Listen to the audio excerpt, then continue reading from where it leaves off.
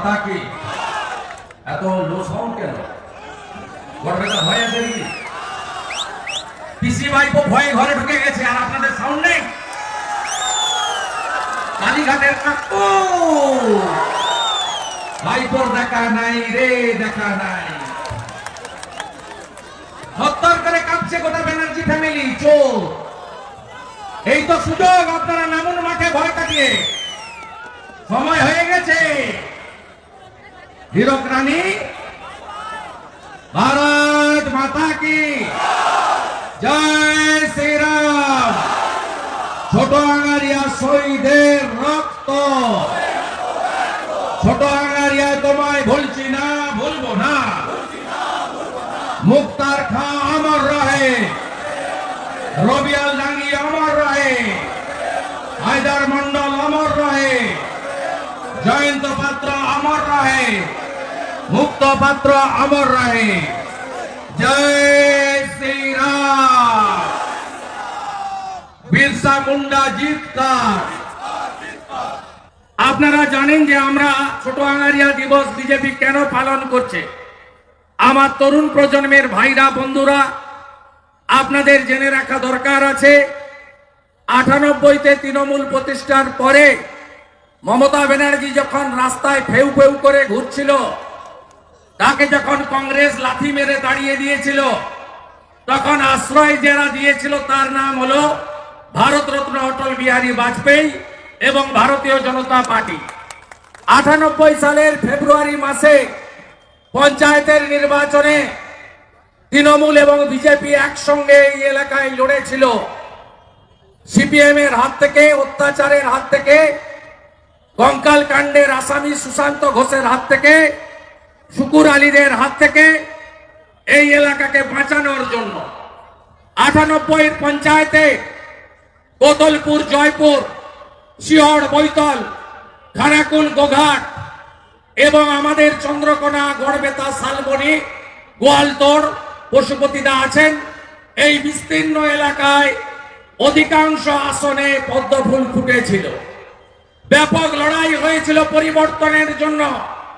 98 লোকসভা, 99 লোকসভা আমরা একসঙ্গে তখন লড়েছিলাম এবং এই এলাকায় ভারতীয় জনতা পার্টির কার্যকর্তারা, প্রদীপ লোধারা জানেন, ধীমান কোলারা জানেন, তারা সেই সময় এই এলাকায় ভারতীয় জনতা পার্টিকে প্রতিষ্ঠিত করেছিল। বিষ্ণুকান্ত শাস্ত্রী, তপন শিকদার, রাহুল সিনহা, অসীম ঘোষ, এদের সকলের নেতৃত্বে এখানে বিজেপি তৃণমূলকে জায়গা দিয়েছিল। আজকে বড় বড় কথা বলে বিজেপি সাম্প্রদায়িক দল, প্রধানমন্ত্রীর কোমরে দড়ি পড়াবে, বড় বড় কথা বলে। সেদিন বিজেপি না থাকলে এই মহিলার নেতৃত্বে চোরেদের পার্টিকে রাস্তায় কেউ বেরোতে দেখতে পারতেন না। 2000 সালের 4 জানুয়ারি শিকল তুলে মানুষ পুড়িয়ে দেওয়া হয়েছিল। 9 জনকে পুড়িয়ে মারা হয়েছিল, 5 জনকে চিহ্নিত করা গেছে। তৎকালীন সিপিএম এর কিছু নেতা, সিপিএম এর সব নেতা খারাপ নয়। বামপন্থীরা যখন এই জেলাতে সুকুমার সেনগুপ্তর নেতৃত্বে আন্দোলন করতেন, রাজ্যে যখন গীতা মুখার্জি, বিনয় চৌধুরী, প্রমোদ দাশগুপ্তর নেতৃত্বে আন্দোলন করতেন, সেই বামপন্থীরা অন্যরকম বামপন্থী ছিল। তাদের একটা বড় অংশ আমাদের সঙ্গে এসে গেছে। তারা বলতো রুই বেজে কাটবে সে, লাঙল যার জমি তার। তারা বর্গাদার ক্ষেত মজুরের হয়ে লড়াই করেছিল। পরে পরে পরে বিবর্তন হয়ে সিপিএম পার্টির মালিকানাটা দীপক সরকারের হাতে, সুশান্ত ঘোষের হাতে, গোঘাটের অভয় ঘোষের হাতে, শুকুর আলীর হাতে, হলদিয়ার লক্ষণ শেঠের হাতে, শাসনের মজিদ মাস্টারদের হাতে চলে যায়। তাই পুরনো বামপন্থীরা যারা সততার সঙ্গে পঞ্চায়েত বর্গা, ভূমি সংস্কার আইন তারা প্রয়োগ করেছিলেন, তারা হারিয়ে গেছিলেন। তাদের সব পরিবারের ছেলে মেয়েরা এখন নরেন্দ্র মোদীর আদর্শে ভারত। এই পিসি এবং ভাইপোর হাত থেকে বাংলা যদি বাঁচাতে হয়, তাহলে একমাত্র বিকল্প হচ্ছে রাষ্ট্রবাদী ভারতীয় জনতা পার্টি, যারা দেশকে প্রথম মনে করে লড়াই করে। 2000 করেছিল পাঁশকুড়া উপনির্বাচনের পরে তারপরে সব এলাকা দখল করে। নেতৃত্বে খারবোলা সোয়াই, এদের নেতৃত্বে এনডিএ বিজেপির টিমকে সেদিন লালকৃষ্ণ দিবস পালন করার অধিকার আছে বিজেপির, কারণ বিজেপির সেই দিন লড়াইতেই ছোট আঙ্গারিয়ার মানুষ মুক্তির স্বাদ দেখেছিল। আজকে এই জায়গায় দাঁড়িয়ে আমি আপনাদের কাছে বলতে পারি, মমতা ব্যানার্জি এবং তার দলের পরিবর্তন হয়েছে। এখন বড় নেতার নাম হলো কয়লা ভাইপো, যিনি 11 সালের আগে আসেননি, ইতিহাস জানেন না। বীরভূমের নানুরের সুজপুর বলুন, ছোট আঙ্গারিয়া বলুন, সিঙ্গুর নন্দীগ্রাম বলুন, নেতাই বলুন, এর ইতিহাস কিন্তু এই কয়লা ভাইপো জানে না।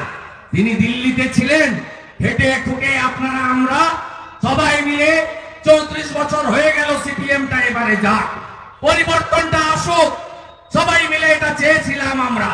সেই পরিবর্তনের পরে 2011 সালের 21 জুলাই ব্রিগেড প্যারেড গ্রাউন্ডে কর্দমাক্ত মাঠ, প্রচুর বৃষ্টি, ভাইপো নামলেন দিল্লি থেকে, ঘোষণা হলো যুবা তৃণমূল, আটকাতে হবে গায়ের ছেলে, পান্তা খাওয়া, মুড়ি খাওয়া, গামছা বাঁধা শুভেন্দু অধিকারীকে শহরের লোকের হাতে কবজা দিতে হবে, পরিবারের হাতে তুলে দিতে হবে তৃণমূলকে।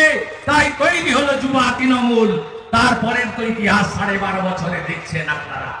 তৃণমূল কয়লা খায়, তৃণমূল বালি খায়, তৃণমূল পাথর খায়, তৃণমূল মোরাম খায়, তৃণমূল গাছ পাচার করে, তৃণমূল গরু পাচার করে, তৃণমূল চাকরি বিক্রি করে, তৃণমূল ধান চুরি করে, তৃণমূল আটা চুরি করে, তৃণমূল গম চুরি করে, তৃণমূল চাল চুরি করে, তৃণমূল পঞ্চায়েতের ব্যালটও খায়।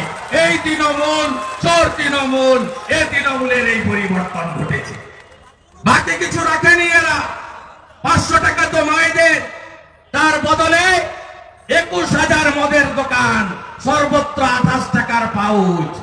আর ডিয়ার লটারি, টুলার টেবিল, ডিয়ার লটারি, 300 টাকা রোজগার করো, 200 টাকা ডিয়ার লটারিতে রেখে 100 টাকায় বাড়ি আসছে গ্রামের লোকেরা। আপনাদের মারা কথা দিচ্ছি, রাজস্থানে বিজেপি সরকার এসেছে। গত 4 দিন আগে ভজনলাল শর্মা মোদি গ্যারান্টি অনুযায়ী 450 টাকার গ্যাস চালু করে দিয়েছে।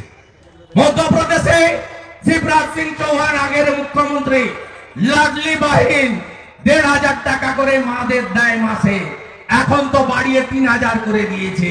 আর বিজেপিকে রাজ্যে ক্ষমতায় আনুন, এখানেও গ্যাস রাজস্থানের মতো 450-তে পাবেন।